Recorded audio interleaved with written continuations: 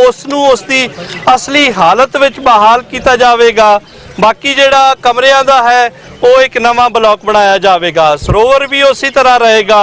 सो मैं बेनती करता हाँ, हुण एक साइड के उत्ते साडे एडिशनल सैकटरी श्राइन जनाब नासिर मुश्ताक साहब खड़े हैं। उन्होंने बेनती है कि हमेशा तो ही गुरु साहब की रीत रही है पंजवें पातशाह तो कि साडे उद्घाटन जिहड़ा है वो शुरू जिहड़े है साडे मुसलमान वीर करते हैं।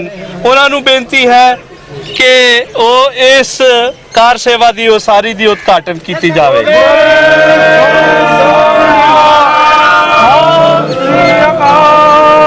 बोले सो निहाल, बोले सो निहाल,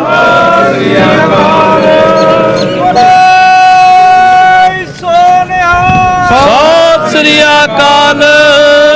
डॉक्टर साहब एक दफा गुजारिश कर दो सारा कि दिल अरदास कर दें कि इन्ना सोहना गुरुद्वारा बने कि इत्थे असीं फखर करिए तो इत्थे संगत आके ते अपना इबादत भी करे तो इंशाअल्लाह नीयत तो यही है कि इत्थे गुरु ग्रंथ साहब का प्रकाश भी किया जाए तो सारी चीज़ां बेहतर हो जान। ये सेवा लैन ते गुरु जी का हक है कि देना जिहड़ा वो फिर मनसब है जिहड़ा जिहदे नसीब विच आ जाए।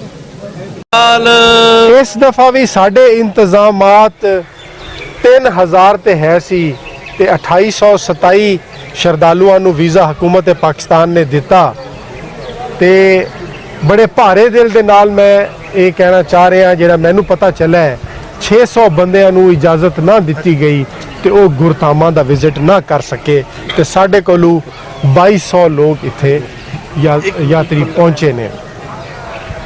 ते मेरी बिनती है कि इंडिया दी सरकार सिखां नूं उन्हां दे गुरु जी दे अस्थामां तों वख ना करन। जिस तरह सिक्खी दा ते पाकिस्तान दा सरदार रमेश सिंह ये बड़ा मुहावरा अक्सर इस्तेमाल करते ने, नौ ते मास दा ताल्लुक है ते मैं एक होर अल्फाज दसदा होना जिस तरह मुसलमान मक्के ते मदीना तू वख नहीं हो सकता, सिख पाकिस्तान तू वख नहीं हो सकता। बोले सो निहाल। और सरबजीत सिंह जी साढ़े बहुत ही महान योग नासिर मुश्ताक साहब जिहड़ा एक मिनट भी नहीं सोंदे आराम नहीं करते हैं तुहाडी हर ओहदे विच मदद करते हैं। बोले